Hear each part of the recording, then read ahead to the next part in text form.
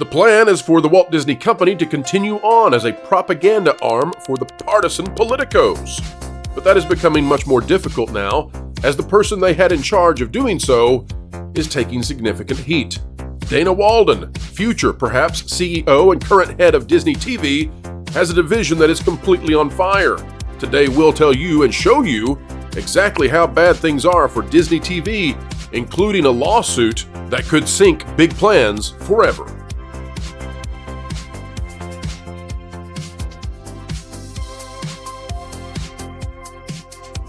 Hello one and hello all. Welcome back to the Pro Channel where the bad guys fall, because we're bringing the truth to them one day at a time, one story at a time. Entertainment explained, culture curve, you're ahead of it. And Culture Casino, well, he's always ahead of it, everything that is, because he's just that kind of guy. Culture, how's it going? Very well. I'm really proud of everything that we've been accomplishing here in our little cadre of networks. I'm loving it. That's right. Da-da-da-da-da. I see that game place above you, and of course the Culture Casino channel doing exceedingly well as well. Yeah. And on top of that, Culture, your beard continues to make even ZZ Top feel inadequate. Good job. They have great beards. All right, folks, it's time to dive into today's story. And yes, indeed, Disney has a real TV problem on their hands. Every single division seems to be in flames. How bad is it? Well, it's so bad that they actually even have a monopoly lawsuit going to trial. And we're talking about a jury trial. Click the like. Here we go. It's at a deadline. This is the first stop. We've got many. A trial date set for October 2025 in Fubo. Antitrust lawsuit against Disney, Fox, and Warner Brothers Discovery. This by Dade Hayes. And Deadline has it again. A jury trial of Fubo's antitrust lawsuit against Disney, Fox, and Warner Brothers Discovery will start October 6th. 2025, a federal judge ruled Thursday. We could keep reading this, but folks, we'll give you the analysis. The link is down in the video description if you want to go read it yourself. Culture, the big deal here is that Bob Iger was very eager to block Nelson Peltz after the New York Times expose. We pretty much know now that Disney wants to keep Peltz away because of politics. They do not want the company to be moderated in any way. Has nothing to do with conservatives, has everything to do with Disney not wanting to go back to neutral ground. This is a company that is essentially designed to be a political arm. It's definitely one direction. It is partisan. By this judge, Culture, putting this out to October 2025, what that means is that this thing they used to block Peltz from the board, this JV, this sports venture they were doing, this was the big kahuna. This was the big piece of keeping him off the board by saying, look at this shiny new thing we've got. Nelson Peltz will come ruin it all. Well, the shiny thing is going to take them to trial, and there's no way they're going to put this out there, I don't believe, with a jury trial on the way. With it being in 2025, I think it's over. I think the JV's done. What do you think? Yeah, I think they're going to have to pull the plug, and I think that they were already going to have to limit the length of time it existed anyway, as they've said in public statements since obviously defeating Peltz. I think that you're going to see them say, you know what, this just isn't worth it. We have a lot of great offerings, not to mention the fact that they could also point towards Warner Brothers Discovery losing the NBA. So they have a lot of ways to carefully back out of this, because the last thing they want is the kind of discovery and disclosure that will come from something like this. The sheer volume of transparency that would reveal how these deals are put together would be a nightmare for them. So there you have it, folks. The way that they blocked Nelson Peltz turns out to be potentially illegal. Jury trial again. Hope it was worth it. Here's more, Culture, because truly, everything Disney and TV is on fire. This out of ABC News. By the way, I'm not talking about the kind of on fire you get in NBA Jam. Boom, shakalaka. No, I'm talking about on fire as in dumpster fire. ABC News with this post. Former President Trump has continued to peddle unsubstantiated claims about Haitian immigrants in Springfield, Ohio, despite the city saying they have no credible reports. Here's a timeline of how this narrative developed. Culture, if you go to this post, which we've got it up, folks. We're not going to go down in the comments. We encourage you to go do so. Video after video, picture after picture, seemingly substantiating some of this stuff. You know who's not doing this, Culture? Who? CNN. Even MSNBC. CBS News. I can keep going. Bloomberg. None of the other news sources are doing this. ABC seems to have stepped completely out of the realm of neutrality. Folks, again, we are not here to get into politics or be partisan. We are here to analyze the effect on Disney, though. Culture, ABC seems determined to put their thumb on a scale and put their finger in the eyes of half of their viewers. I don't mind at all news organizations telling the truth. They should. This seems distinctly biased. What say you as yet another part of Disney TV is collapsing before our eyes? Well, I mean, with the amount of claims being made and things, talking about the adults specifically, with the people involved in the debate, with the sorority sister doing the questioning, and the Dana Walden person who's just been in the bag politically for one side of the equation, and she's in charge of ABC News. That's in. Were you shocked, purview. Culture, to see in the New York Times that Dana Walden had such an impact on getting rid of Chapek and bringing Iger? I mean, she came across in the New York Times article as being sort of the liaison between those who wish to get rid of Chapek and Iger. Well, I mean, you have your private little walking around with, Bob, Won't you Bummer be Bob. my neighbor? Exactly. And I think that really does, reveal an awful lot. But when you get down to the tweet that you're highlighting, which is something I actually reposted today, I put my commentary here. I'm like, look, I don't believe for 2 seconds that this is accurate. And if there are people in the city saying they have no credible reports, who did they speak to specifically? Because there is no reason to weigh in on this, because it's only going to draw attention to Culture, it. So if it, Culture, what city official?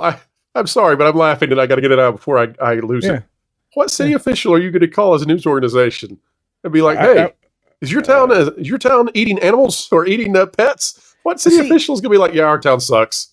Yeah, I'm running it and I'm the elected figure here, but yeah, we're totally like, we're doing animal sacrifices in every backyard. Like, who would say that? I don't know. I mean, I think at best they're going to call the dog catcher, bro. I think they're called the dog catcher. You've got residents saying, and why would you listen? There's a video. It's in front of the city council of a guy who does not appear to be a Trump guy. And he's saying that, these people, and we love everyone, but people come from different backgrounds and different cultures. And culturally, it seems appropriate to grab the ducks from the park, kill them, slaughter them right there in front of the little children and take them home to eat, because that's what ducks are for these people. And, if the duck's in the grocery store, I kind of agree. But not in the park. But that's a cultural thing. Right. And they come from a place where food is scarce. Yes. So it's just, it's culture. Here's a way to look at it. Okay. Yeah. Real quick. If you bust in 200 North Koreans, right, who had literally just come from under the thumb of the dictatorship, and they began killing all the ducks in the park and eating them, I would not be surprised. I also would not be angry at the North Koreans. It's not their fault. They've been starved to death, treated terribly. They're in a brand new culture. They don't understand any of the ways that the Western world works or how money works or any of that. And I'm just trying to give the comparison of, it's not the Haitians' fault if this is happening, and it's not anybody else's fault except for a government that is doing dumb things by not not bringing people into the culture in the appropriate way so that they can be grafted in and learn how things work and do so in a pleasant and happy way that pleases everyone. Yeah, and again, that goes back to what's been happening recently over the last several years. I mean, we're no longer expecting people to adapt to the world around them and become part of our melting pot. We're asking for great allowances for these types of situations. But look, ABC News is fully captured, as you pointed out. It is a political arm, as is the entire Disney company at this point. And it makes you really not want to support the things that we used to, be in love with. And that's a lot of these Disney products and offerings that are now diminished. And to tie this back to what we're talking about when it comes to the television joint venture, I would say that you have a company knowing full well that they were stretching the line and trying to, get it in under other people's nose to offer other people a service that really was of little value. I think it was stated that it was only going to provide about 45% of what people would normally have wanted to get under some kind of package like that. I mean, wouldn't it just be easier to acquire if you were looking for football, the the former DirecTV package, then now I guess Amazon package of all the football. Yeah, but that's ticket. actually caring about the the details. They just wanted to keep Nelson Peltz away. Yeah, some details for you, Culture. Right, but don't you feel like the consumer was always going to be fleeced one way or another, and that the investors were always going to be hoodwinked by Disney, like they seem to do? I think that's all Disney's interested in right now. I mean, every story we cover seems to be that way. Yeah. I will say, there was a baby tiger, I think, that was born, endangered tiger. Maybe I have it wrong, folks, but I think it's a tiger. A baby tiger born at Animal Kingdom at Disney World. Good job, Disney. That's a positive. Outside of that, yeah, hoodwinked, totally. 100% everybody's getting hoodwinked. But the Tigers, they're doing A-okay. Fair and balanced right here, folks. But take a look, Culture. It doesn't stop. It gets worse. This is from Mac. Now it's known. Remember how we've been talking about Tubi was beating Disney? Well, it's still happening. Oh, yeah. Folks, we still believe that Tubi is in front of Disney+. The reason that it comes in behind Disney+ on this chart is simply because of alphabetical order. They don't run the decimal points anywhere past the first one, and that means that Tubi lands in the second spot, even though it is above Disney+, we believe, and there have been news reports that have confirmed this for many months now. The bigger story, though, Culture, Hulu has dropped now from above 3% to 2.7%, which means that what we had feared and predicted is happening. Disney Plus appears to be cannibalizing Hulu, dropping the efficacy of all of Disney streaming while Tubi begins to really take the lead. Of course, YouTube is far and away, nowhere even close, way out there, number one ahead of Disney or Hulu. I mean, YouTube is just dominating. Netflix not far behind that, and then everybody else, with Amazon in sort of the second tier. So this doesn't get better, Culture. Things seem to be slipping for Disney in streaming as well. So nothing is going well with Disney TV. I have a question, because this is a little speculative, a little hypothetical, and I think it'll be fun, a good thought experiment. Please. In looking at all of these numbers for all of these different streaming services, there are two things one thing that's missing, and one thing I would wonder where it would place. Where would this joint venture sports network be in this chart? And second, where's ESPN Plus? So, as best as I can tell, Culture, I don't think that they are measuring ESPN on this. And I don't know why, but I think that ESPN Plus, and I could be wrong, but surely, and again, I could be wrong, surely ESPN Plus would beat Pluto.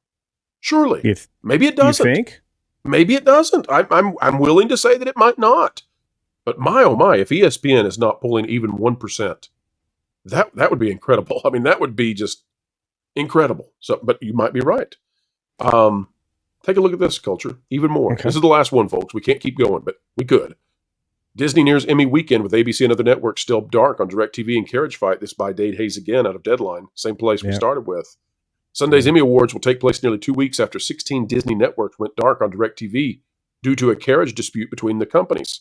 Now, that's going to remove 11 million viewers from Disney's big award shows. And the funny thing about this, Culture, is DirecTV is not caving. And in fact, we can't pull up the article right now because it's behind a paywall. And for ethical reasons, we don't read articles behind paywalls on the video. It would, bypass the paywall, and that doesn't seem fair. But Culture, we're getting word now, behind a paywall, that AT&T may be coming to save the day with DirecTV, combining satellite TV services. And if that's the case, this is actually a worst case scenario for Disney, where they're actually going to empower this satellite TV provider they were trying to kill. So fleecing again seems to not be working for Disney yet again. And all of this, Culture, to make it all be tied under a bow, all of this is Dana Walden, the presumptive next CEO, the woman who heralded Bob Iger back in, kicked out Chapek, the woman who is besties with Kamala, the woman who introduced the Democratic presidential candidate to her husband. Dana Walden is in charge of a whole lot of dumpster fire right now. A whole lot. Somehow, Culture, I don't think that's going to affect whether or not she's the next CEO. What say you? Oh, not if Iger has anything to say about it, and unfortunately, not if the captured board of the captured company has anything to say about it. But I think the most important thing when you look at it is just the numbers behind it. I like numbers. I like dollars and cents. I like those things. And when I look at the fact that 11 million people are without Disney channels right now, that's time for those people to just get over not having those channels. I think they'll probably to realize be they don't okay. need it. Yeah. Yeah, I think they'll probably be okay. And I think one of the factors is Disney got away with such a long stretch of time where their carriage deal, specifically tied to ESPN, made everybody's cable and satellite bill more expensive. That was the channel that was driving that. It was the channel that was driving the price increases that, seemed to never end. It was one of the reasons why people cut the cord. It was one of the reasons why I actually switched to satellite, which, again, at the time, DirecTV. I'm going to say it's really easy to fall out of love with something when you are no longer confronted with it every day. If it's not sitting in front of you, if it's not something that you're utilizing regularly, if you can find an alternative that serves its purpose and replaces whatever it is that you're no longer seeing regularly, you get rid of it. It's one of the reasons that I think film studios are losing customers. It's one of the reasons why theaters are having difficulty, because people stopped having the habit. They stopped seeing the thing that they loved regularly. I think it can happen with all the Disney channels. It didn't hurt Spectrum to get rid of a few Disney Channel favorites, right? Or they survived. Things that didn't do anything. I think they Miraculous. Did okay. Yeah, and speaking of which, did you see that Warner Brothers Discovery managed to sign their carriage deal early with that? Spectrum?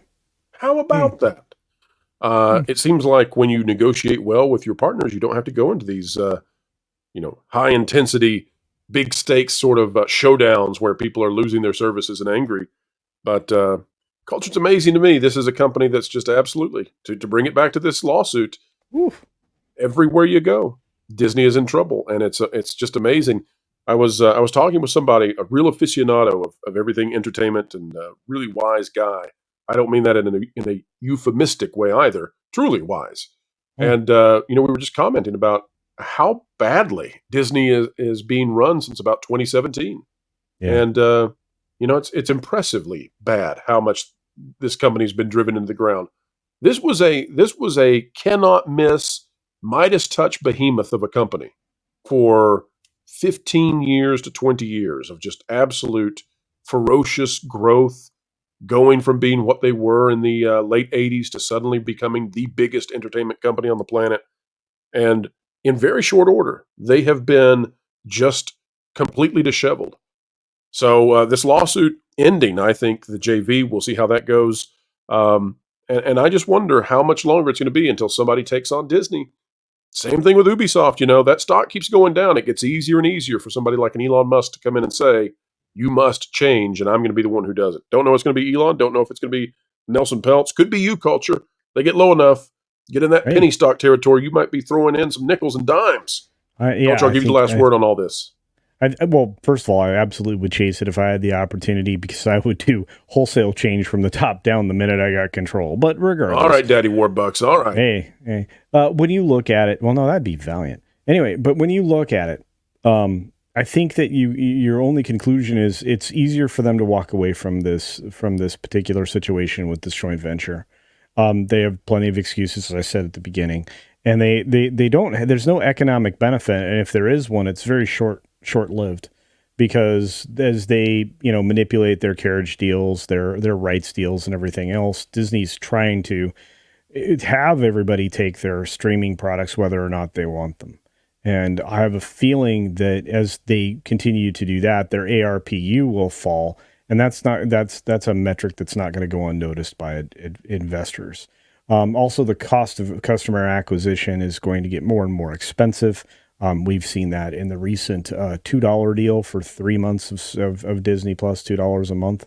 They're sacrificing $24 of revenue, which means their ARPU will come down, which will join, a lower ARPU. So I think that Disney's so short-sighted here that with this particular one, it's just easier to cut bait and run. And I think that's what they'll do. At least if they're smart, then that'll make this lawsuit go away. To continue with the analogy, it's already done what they needed. It already got some big fish to swarm around, and that's all they wanted. They never wanted to catch one in reality. So that's all they needed to get the investors to say, enough of you, Nelson Peltz. So they'll move on to the next thing. And folks, as we continue to move on to next things, I do want to make sure that we cover that yesterday's video, we talked about that ABC whistleblower. According to reports, if that whistleblower is going to manifest something, it'll be by the end of this weekend. So that means we've got about 48 hours to wait and see. And just like you, we will have to wait and see. The reason that we brought that to you when we did is because it seems to have some sort of backing from a former Clinton advisor, which means that somebody is stepping across the aisle. There's a former Clinton advisor who's calling for an investigation at ABC and making some allegations. That's not the whistleblower, but it's the storm around all of this. And we'll let you know. And if there is no whistleblower at the end of the weekend, we'll come out and rectify the story as well, because we believe in telling the truth. All right, Culture, if people want some truth, they can get it. You're dropping truth bombs every day over there on the Culture Casino channel, as well as that game place. Tell the folks about it. Yeah, do check out, obviously, my channel, Culture Casino. I'm actually going to be dropping a story tomorrow about a real bomb, Joker 2. We're going to talk a little bit about the potential for that to fail. And then, of course, yeah, I know. $200 million. The first one was 55. It doesn't matter. The money was not when Valiant Renegade and Tom Connors were talking about how bad Beetlejuice might do, the reason I'm not sold on Beetlejuice underperforming on the long term is because of just how bad I think Joker's going to do. And that means people who want to see a movie, they're going to have to go to the other one. Well, I have a feeling, and again, I mean, you can certainly speculate in advance, but right now the hold for the film for Beetlejuice is pretty significant. It didn't suffer a terrible, catastrophic fall off, and it looks like it's going to do just about half of what it did in its opening weekend, which is pretty good. It's got to, listen, people are going to want to see a Halloween thing. They might want to stay home and watch Agatha, Culture. They might want to see Agatha. You're right, they won't. Beetlejuice is going to do just fine, folks. I kid. Beetlejuice is fine, but Culture thought I was having a seizure for a moment. I did, actually. I was like, "Is he having a stroke?" But let me just say this, bro. I think that we're in for a wild roller coaster ride going towards the end of the year. And we're looking for maybe another flop on the Disney side, but we'll talk about that a couple of weeks down the road. But do check out that Game Place. That channel I'm very proud of. The team over there has made that channel grow very quickly. Over 3,300 people, I think, now have decided to subscribe, and we're growing every day. There's new content, fresh content every day on the channel, plus the weekly live stream on Wednesdays. It's a lot of fun. And it's growing like a weed. Like a piranha weed. We are. Inside a question mark box. I'm proud. Taking people to a bonus level up in the sky. That's that Game Place, folks. Speaking of bonus level, that's one of the stories I can't wait to cover, because there is something called, I think there's a special on Amazon called, I think, Bonus Level or something like that, that's about to come out. And there's one episode that's dedicated to, guess what, Pro? Wait a minute. Bonus levels? Mario? The cloud levels in the sky? Sonic the Hedgehog rotating levels? What is it, Culture? Concord. Oh. I thought we were still talking about video games, not... we are. Not products. Well, vaporware as to what that is. Vaporware. Well, they vapored it right off of people's consoles today. That's right. Vapored it out and took the tax write down. All right, folks, we got to wrap it there, but make sure you go support Culture on both of the channels.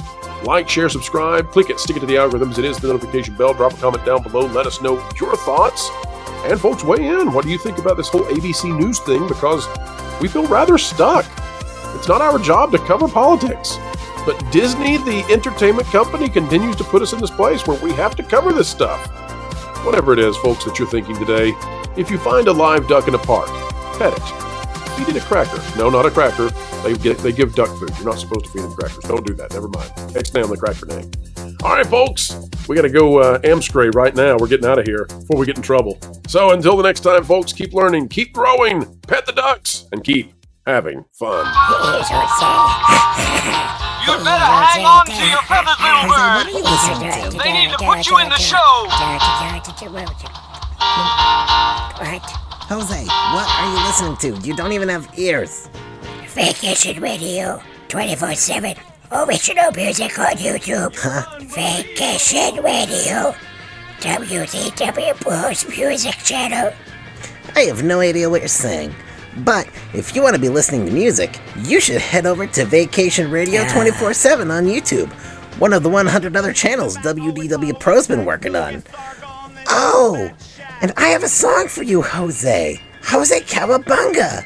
He is Jose Cowabunga. He's Jose.